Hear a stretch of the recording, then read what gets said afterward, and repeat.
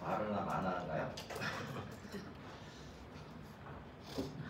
어렸을 때는 안 그런 것 같은데 나이가 들면 똑같죠? 사람이 사람을 닮는다는 게 참 신기한 것 같습니다. 예, 어른들이 자녀들은 부모의 뒷모습을 보면서 자란다라는 그런 이야기를 했는데 시간이 지나면 지날수록 고개가 더 끄덕여지는 그런 말인 것 같아요. 여러분, 자녀는 어쩔 수 없이 부모의 영향을 지대하게 받죠. 부모의 유전자를 바꿔서 물려받고서 태어났기 때문에 생김새뿐만이 아니라 기질이나 성향, 성격이나 심지어 식성까지도 자녀는 부모와 점점 더 비슷해져만 갑니다. 하지만 자녀가 부모를 제일 많이 닮게 되는 부분은 아무래도 부모의 뒷모습 같아요. 그리고 그게 사실 되게 무섭죠. 앞모습은 어떻게 꾸미고 가릴 수 있지만 뒷모습은 그렇게 할 도리가 없기 때문이죠. 그런데 그 뒷모습을 보면서 자녀들이 자기를 만들어가기 때문에 이게 참 쉽지 않은 문제가 되는 겁니다. 근데 가끔씩 그 긍정적인 의미에서나 혹은 부정적인 의미에서나 때로는 부모와 너무나도 다른 길을 가는 자녀들도 나옵니다. 그럴 때는 우리는 참 신기하고 당혹스러워하기도 하죠. 특별히 너무나 좋고 훌륭한 부모 밑에 정말 막장 드라마 같은 인생을 살아가는 자녀들이 나오게 되면 이게 훨씬 더 그런 느낌이 강해지는 것 같습니다. 이 므낫세가 그런 인물이었죠. 그런 아들이었습니다. 므낫세 아버지가 누굽니까? 히스기야예요. 성경이 다윗과 같은 왕이라고, 또 어떤 면에서는 다윗보다 훨씬 더 훌륭한 왕이었다라고 그렇게 칭찬했고, 아무도 없애지 못했던 산당을 재건에 성공한 그 경건한 왕이 바로 므낫세의 아버지였죠. 하지만 므낫세는 이러한 히스기야하고는 전혀 반대가 되는 길을 걷습니다. 그는 다윗이나 자기 아버지 히스기야가 아니라 북왕국 이스라엘의 여로보암과 아합의 길을 뒤따라갑니다. 이게 이상한 거죠. 아무리 어렸을 때 왕이 됐다고 해도요. 그렇지. 그런 히스기야의 아들이 어떻게 평생을 초지일관 우상숭배자로 살면서 자기가 다스리는 유다를 우상숭배 온상으로 만들 수 있었는지 우리가 좀 오늘 본문의 말씀만 놓고 보면 참 이해가 가지 않는 부분이 있습니다. 근데 이것은 우리가 열왕기 하만 놓고 볼 때 그런 것이지 역대 하나 혹은 다른 역사의 기록을 참고를 해보면 이 므낫세가 왜 이런 길을 가게 됐는지 그 이유를 조금은 더 알아낼 수가 있습니다. 여러분, 세상의 모든 왕이나 지도자들이 다 그렇듯이 므낫세도 자기 할아버지와 아버지가 다스리던 그 나라를 물려받아서 왕이 된 거예요. 그렇게 므낫세가 왕이 되었을 때 여전히 아수르는 그 지역의 맹주로 위세를 떨치고 있었고요. 유다는 그런 아수르의 속국처럼 되어 있었습니다. 므낫세는 그런 상태에서 유다를 지켜야 했고 또 다스려 나가야 되는 쉽지 않은 숙제를 아는 것입니다.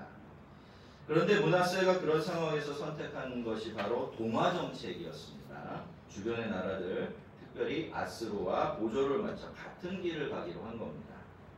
그렇다면 이 정책에 있어서 가장 큰 장애물이 무엇이었을까요?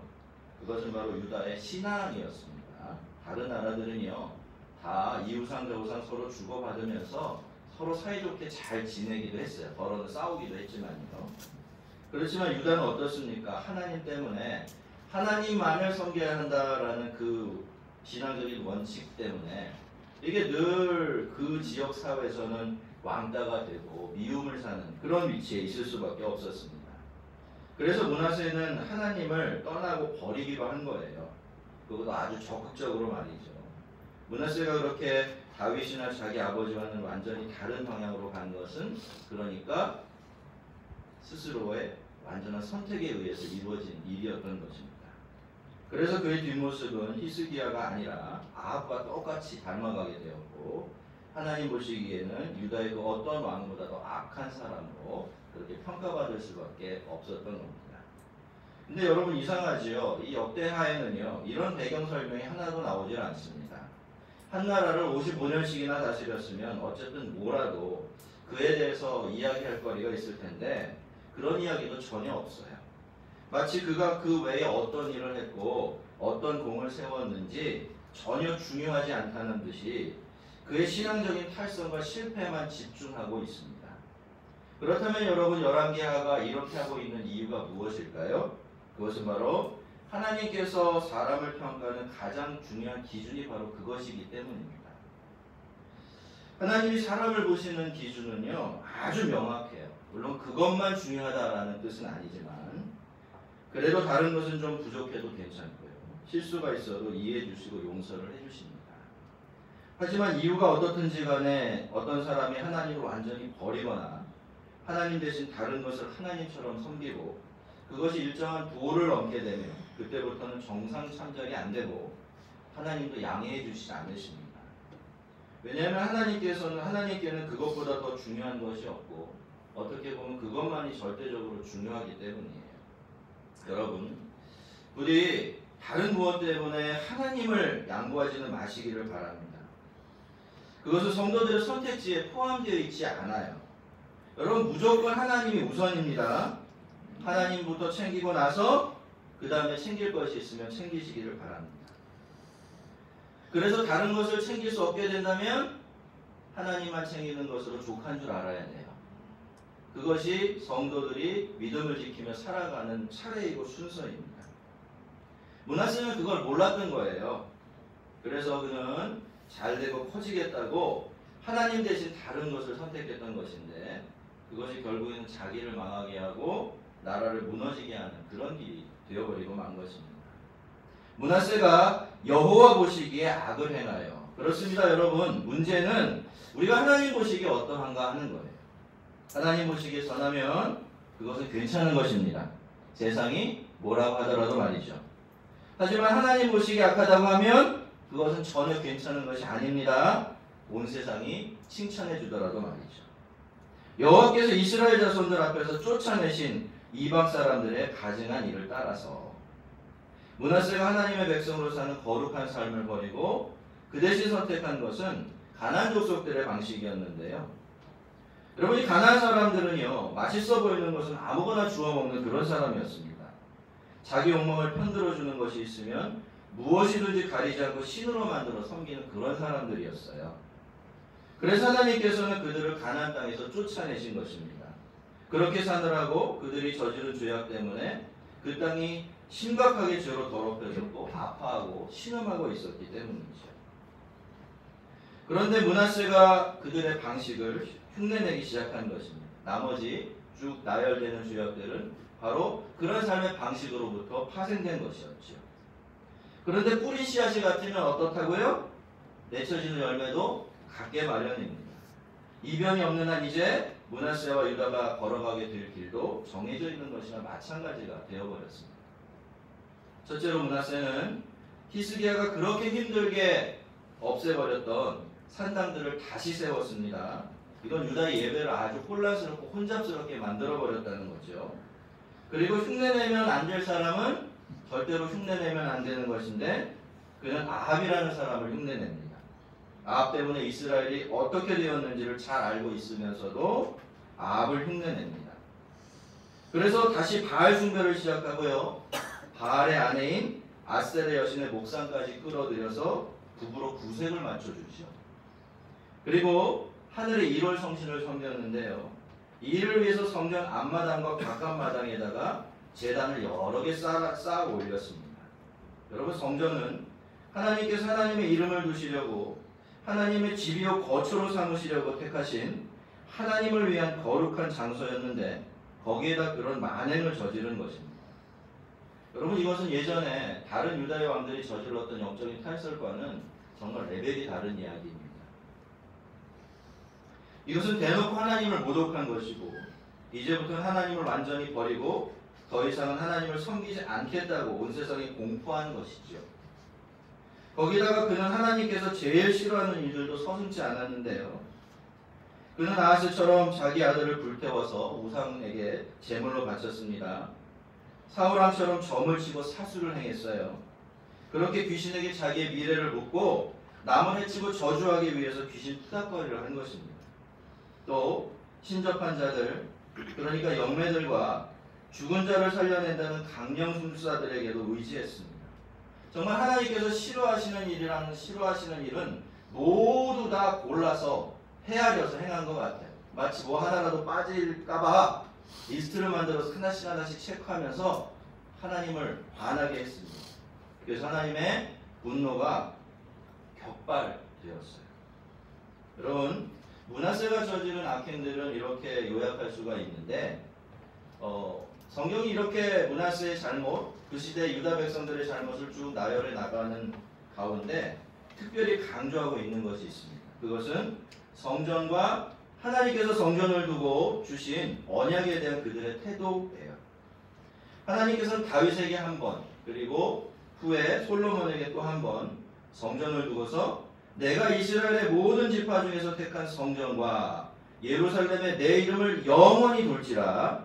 만약 이스라엘이 나의 모든 명령과 나의 종 모세가 명령한 모든 율법을 행하면 내가 그들의 발로 다시는 그의 조상들에게 준 땅에서 떠나 유리하지 않게 하시리라 라고 2번씩이나 같은 약속을 해주셨어요. 그러니까 하나님께서는 이제 내가 내 이름을 영원히 여기 예루살렘과 성전에 둘 것이니까 너희가 내 백성답게 살아가기만 하면 너희를 이 적과 꿀이 흐르는 가나안 땅에서 영원히 살게 해주시겠다라고 2번씩이나 약속을 하신 것이죠. 그때마다 이스라엘 백성들은 아멘으로 응답해서 언약 관계가 맺어지게 됩니다. 근데 여러분, 므낫세와 유다 백성들은 그런 귀한 언약을 완전히 무시하고 짓밟아 버렸습니다. 믿지도 않고 또 따라가지도 않았어요. 므낫세 꼬드김에 넘어가서 그 땅에서 쫓겨난 가나안 족속들보다도 훨씬 더 못한 상태로 전락을 해버린 것입니다. 여러분, 그렇다면 사실상 언약은 완전히 깨어져 버린 거예요.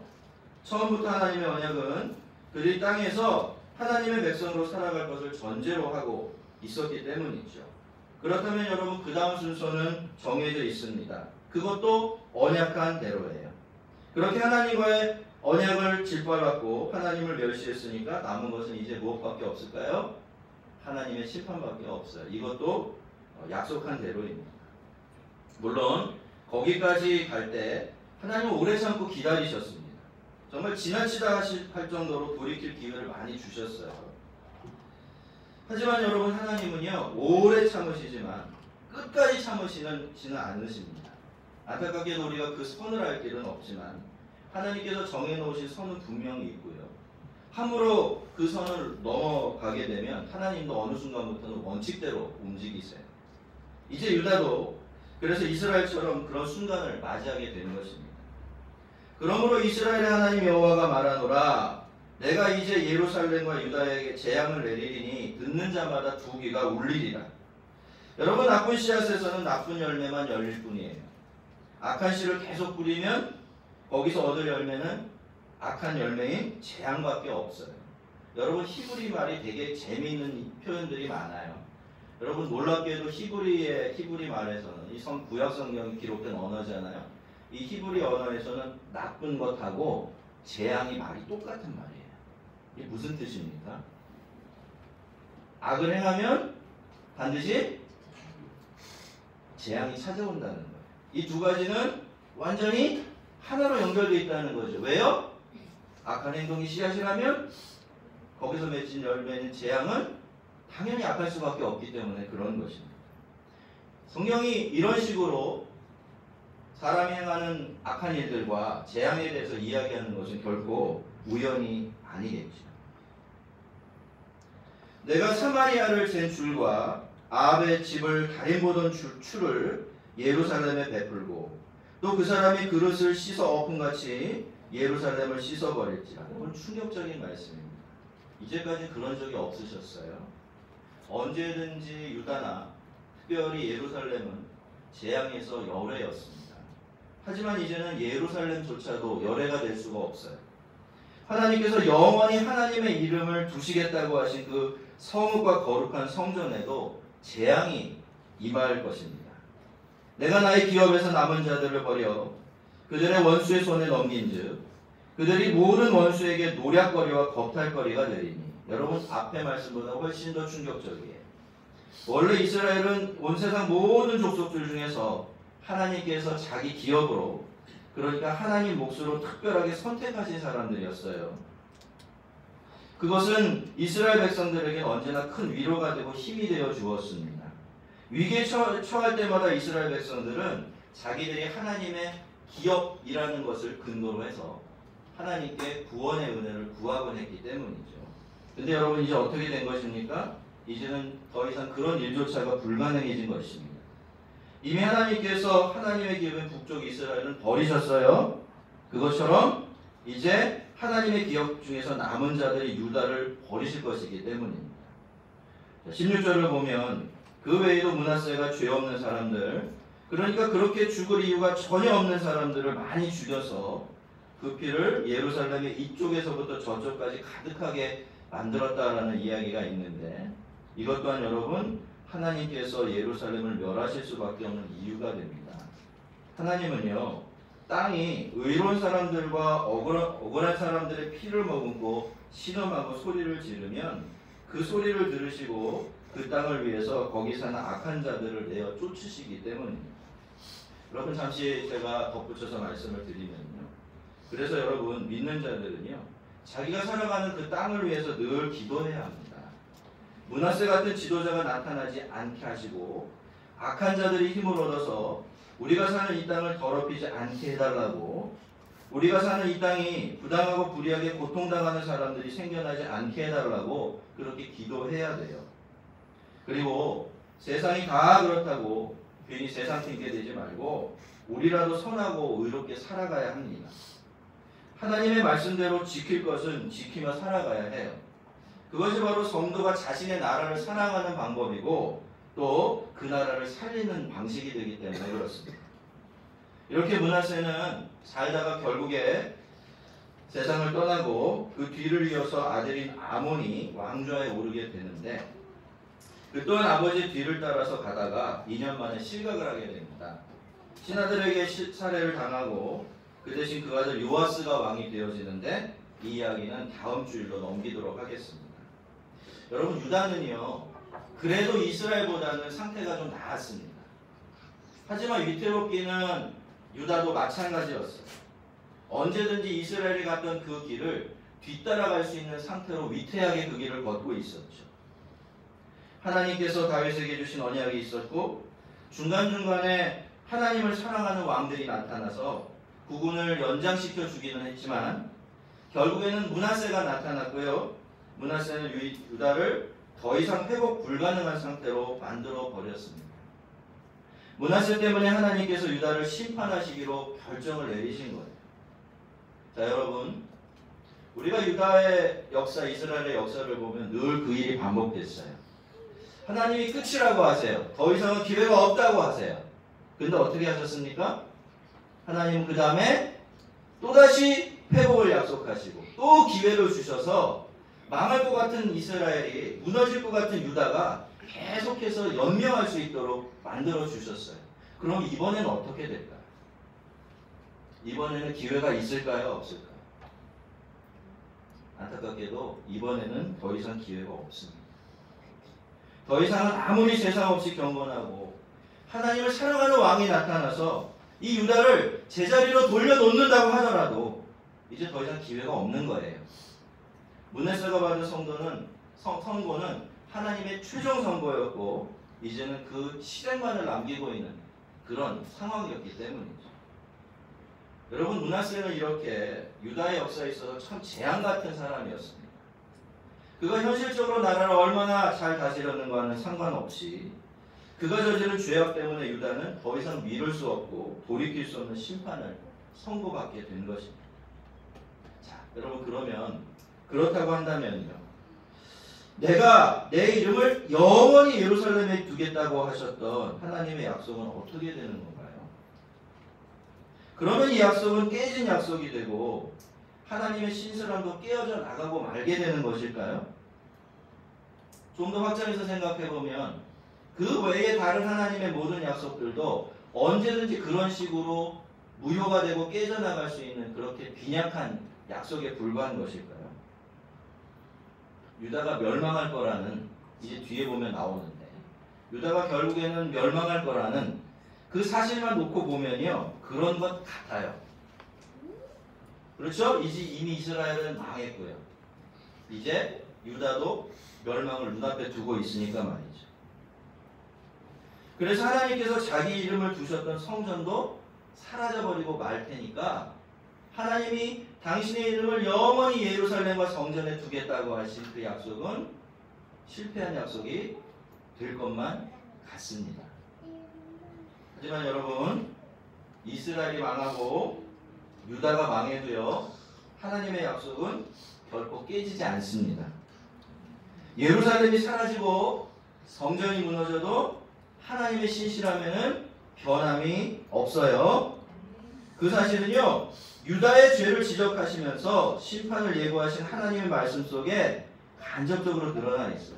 여러분, 저지른 죄만 놓고 보면 유다는 완전히 버림받고 멸망해야 마땅해요.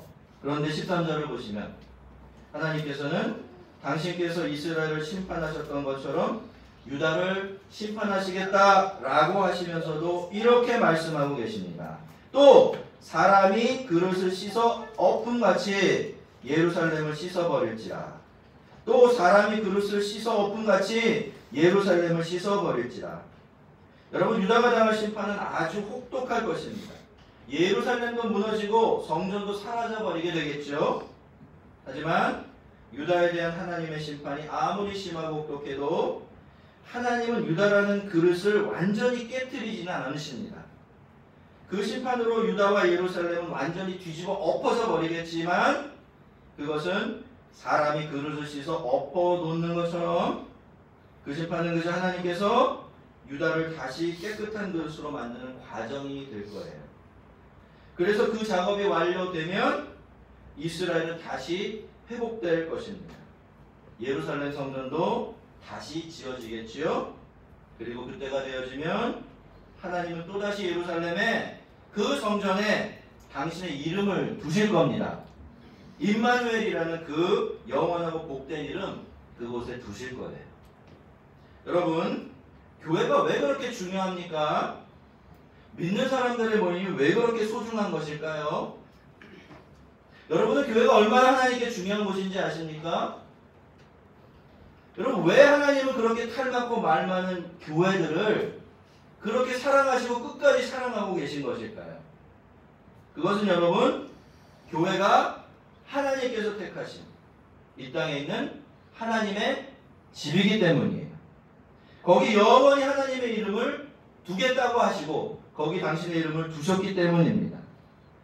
여러분, 사실 교회만 놓고 보면, 그 자체만 놓고 보면 교회라는 게 정말 별게 없어요. 그렇게 말할 수밖에 없습니다. 그게 사실이니까요. 하지만 여러분, 어떻습니까? 우리에게는 그럼에도 불구하고 세상이 가지지 못한 것이 있어요. 그게 뭡니까? 바로 하나님의 이름이에요. 하나님의 이름. 특별한 하나님의 임재 말이죠. 그것 때문에 교회는 특별하고 귀한 것입니다. 여러분, 때때로 우리가 교회 생활하다 보면, 교회 안에서 부대껴며 신앙생활하다 보면 교회가 실망스러워질 때도 있어요. 상처가 될 때도 있죠. 교회로부터 힘을 받아야 되는데 오히려 교회 때문에 힘을 빼앗길 때도 있습니다. 심지어 므낫세 지하의 교회, 이 유다처럼 교회가 그런 모습으로 변해버릴 때도 있어요. 하지만 여러분, 그래도 하나님은 하나님의 교회를 버리지 않으십니다. 씻으시고 엎으셔도요, 완전히 깨뜨려 버리시는 법은 없다는 겁니다. 여러분, 하나님은 이 부족하고 가슴 아픈 한국교회 안에 임마누엘이라는 당신의 이름을 두셨고요, 이 교회와 영원히 함께 하실 것입니다. 우리 모두 하나님의 눈으로 교회를 볼 줄 아는 하나님의 백성이 되어서 하나님처럼 교회를 사랑하고 귀히 여기며 교회 안에 담긴 하나님의 거룩한 이름을 잘 지켜내는 그런 하나님 백성들 되기를 주의 이름으로 축원합니다. 우리 같이 한번 기도하겠습니다.